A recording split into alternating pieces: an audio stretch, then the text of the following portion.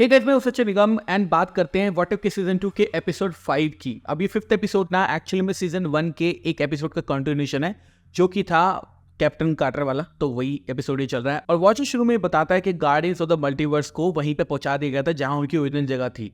तो अल्ट्रॉन को और किलमॉन्गर को हराने के बाद में जो सारे के सारे बंदे थे वो पहुंच गए थे उसी जगह पर, उसी यूनिवर्स में जहां से वो आए थे।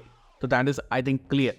शुरुआत में देखते हैं कैप्टन कार्टर फाइट कर रही है लोकी को, यानी कि इसके यूनिवर्स में भी 2012 वाला एवेंजर्स वाला इवेंट हुआ है विच इज जस्ट अमेजिंग। हम ब्लैक विडो को देखते हैं, आयरन मैन को देखते हैं और साथ साथ थॉर को देखते हैं, लेकिन एक कैरेक्टर इसके अंदर आपको नया देखने को मिलेगा जो कि है वॉस्प। या वॉस्प, अब जिन लोगों को नहीं पता मैं बता देता हूँ कि wasp was the original members of Avengers. मतलब अवेंजर की जब टीम बनी थी उसमें जो ओरिजिनल मेंबर थी वो वॉस्प भी थी। तो it's a very good comic call back और नाइस ईस्टर एग, मुझे बहुत ज्यादा अच्छा लगा। तो इसके बाद वो लुकी को हरा देते हैं और ये फाइट जो है वो खत्म हो जाती है। फिर हमें दिखाया जाता है विंटर सोल्जर का टाइम, 2014 के आसपास का टाइम। अब देखो विंटर सोल्जर मूवी के अंदर हुआ क्या था, उससे थोड़े से पैनल इस शो के अंदर इस एपिसोड में लिए गए हैं। फर्स्ट ऑफ ऑल ये ब्लैक विडो वाला सीन जहां पर कैप्टन कार्टर कार में आती है, ये उस मूवी में भी था बट कार के अंदर ब्लैक विडो थी। जो रोल्स जो है वो रिवर्स हो चुके हैं, सीन वही है। हम देखते हैं दोनों जो है उनको फ्यूरी एक मिशन देता है और दोनों एक मिशन पे जाते हैं। ये वही मिशन है जो कि 2014 के अंदर फ्यूरी ने कैप्टन अमेरिका को दिया था, लेकिन वहां पर चीजें कुछ डिफरेंट थी, यहाँ पर चीजें डिफरेंट है। हमें यहाँ पे पता चलता है कि हाइड्रा स्टॉम्पर वाला जो स्टीव था वो अभी भी जिंदा है और कहीं ना कहीं जो कैप्टन कार्टर है उसके मन में आ जाता है वापस से कि मेरा स्टीव जो मर चुका था वो जिंदा है, तो वो उसको बचाने की कोशिश करती है, लेकिन इट गोज हॉरेबली रॉन्ग क्योंकि जो स्टीव है वो ऑलरेडी किसी के कमांड में है। अब स्टीव को देख के तो ये लगेगा कि आपको शायद हाइड्रा के कमांड में है, बट शायद इस यूनिवर्स के अंदर हाइड्रा इतनी प्रोमिनेंट नहीं है। ब्लैक विडो एक्सप्लेन कर दी है कि जो स्टीव है वो रेड रूम के कंट्रोल में है। अब जिनको याद नहीं है मैं याद दिला देता हूँ, रेड रूम वो रूम है जहाँ से हमारी ब्लैक विडो बन के निकली है और जहाँ पर वो सारे के सारे असासिन जो है वो बनाए जाते हैं। तो बेसिकली येनेला बेलोवा हो गई, मलीना हो गई, रेड गार्डियन हो गया और ब्लैक विडो हो गई, ये सारे के सारे उसी रूम से आए थे।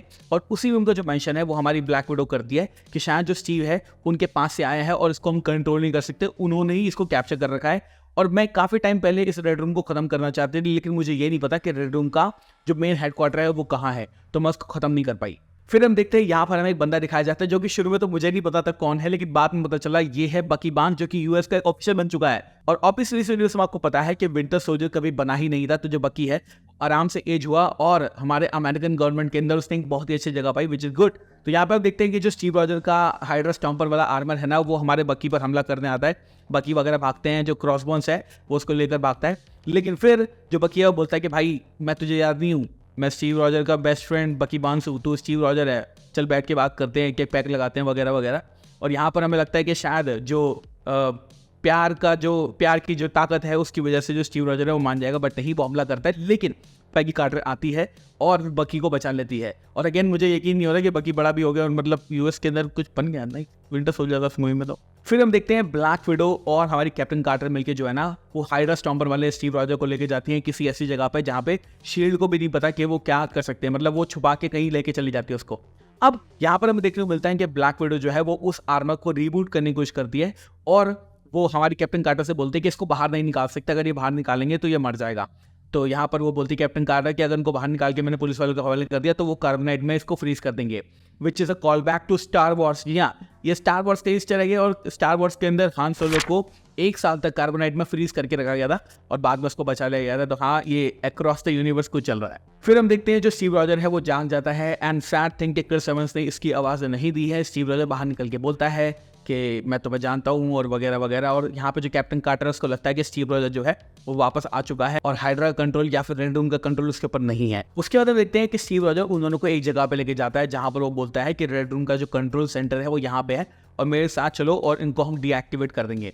फिर हम देखते हैं वहाँ पर जाती है ब्लैक विडो और कैप्टन कार्टर और वहाँ पर जाकर हमें पता चलता है कि पूरा जो टाउन है वो रेड रूम के कंट्रोल में है और उनकी लीडर है मलीना। जी हाँ, मलीना वो है जो कि ब्लैक विडो की मम्मी थी ब्लैक विडो मूवी के अंदर। Some of you might not remember her because she was a very forgetful character. तो yeah, that's it.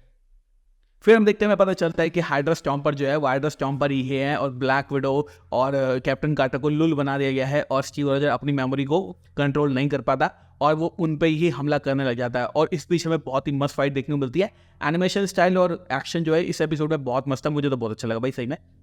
और हम देखते हैं कि कैप्टन कार्टर जो है वो हाइड्रा स्टॉम्पर से लड़ रही है, ब्लैक विडो जो है वो मलीना और स्टीव मतलब जो एजेंट्स हैं उनसे लड़ रही है, बाकी ब्लैक विडो से लड़ रही है और काफ़ी ज़्यादा अच्छी फाइट सीक्वेंस मुझे लगा। फाइट सीक्वेंस बहुत मस्त था। मतलब ऑल एंड ऑल पॉइंट ये है मेरा। फिर एंड में हम देखते हैं सारी चीज़ें होने के बाद में जो स्टीव रॉजर है उसके सामने कैप्टन कार्टर आती है और कैप्टन कार्टर बोलती है भाई मैं थक चुकी हूँ, लड़ के और नहीं लड़ना चाहती, अगर मुझे मारना है तो मार दे, लेकिन मैं तेरे साथ ही मरूंगी।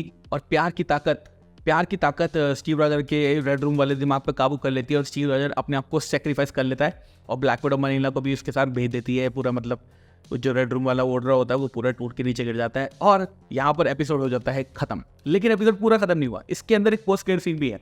काफी दिन से मैं सोचा था कि यार व्हाट इफ के एपिसोड तो आ रहे हैं, बट व्हाट इफ के अंदर एक जुड़ी हुई कहानी क्यों नहीं फील हो रही है अभी तक, लेकिन 5th एपिसोड में अब वो फील हुई है। हम देखते हैं जो हमारी कैप्टन कार्टर है वो ब्लैक विडो को बोलती है कि भाई मैं जा रही हूँ स्टीव को ढूंढने, मुझे लगता है स्टीव अभी भी अलाइव है। ब्लैक विडो कहती है तू तो पागल है बहन, मानेगी तो है नहीं, तू चली जा, कोई बात नहीं। तो वहाँ पर हम देखते हैं एक पोर्टल खुलता है और जो हमारी कैप्टन कार्टर है वो उसके अंदर चली जाती है।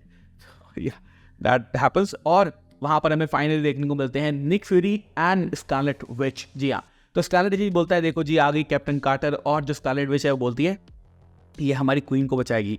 अब ये क्वीन कौन है that we do not have any idea, लेकिन एक चीज़ अच्छी लगी मुझे ये है कि स्कारलेट विच की आवाज़ देने के लिए एलिजाबेथ ओल्सन को लिया गया है, विच इज़ ग्रेट। और अगर गौर से देखा जाए तो ये वो वाली अवेंजर्स की टीम लग रही है। आई थिंक 1608 इनका यूनिवर्स है जहाँ पर सारे के सारे अवेंजर्स एक पुराने यूनिफॉर्म के अंदर में देखने को मिले थे, शायद ये वो वाला यूनिवर्स हो सकता है और इसके बारे में हमें कल ही पता चल जाएगा क्योंकि ज़्यादा तो वेट करने की जरूरत है नहीं। एंड में बस ये हुआ है कि वो यूनिवर्स पहुंच गई, वहाँ पे निक फ्यूरी है और थॉर भी यहाँ पे होगा, स्कारलेट विच भी होगी और देखते हैं ये क्वीन वाला कैरेक्टर कौन है कल पता चल जाएगा। और आई थिंक कल या परसों वाले एपिसोड में पूरा फिनाले वगैरह तो आने वाला ही है, तो दैट इज दैट। तो thank you so much for watching this video. इस एपिसोड में ज़्यादा कुछ नहीं था, बट यहाँ 2-3 ईस्टर एग 2-3 कॉल बैक थे जो कि मैंने आपको बता दिए।